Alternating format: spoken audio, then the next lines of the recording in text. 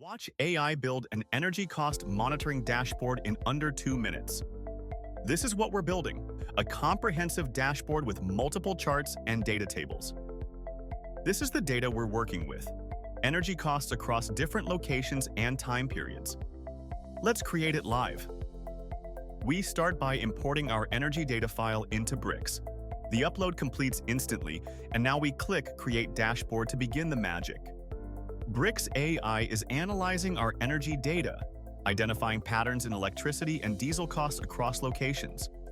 The system is intelligently determining the best visualizations, comparing total costs by location, tracking daily breakdowns, and analyzing operational frequency patterns.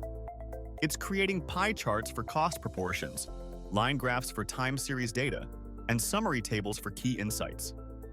The AI understands our energy monitoring needs and builds relevant widgets automatically. Perfect! Our energy cost monitoring dashboard is complete with 5 dynamic charts and 2 data tables, giving us comprehensive visibility into energy expenses.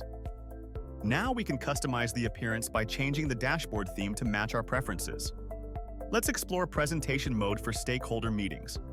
This clean, full-screen view removes editing controls and focuses attention on the data insights.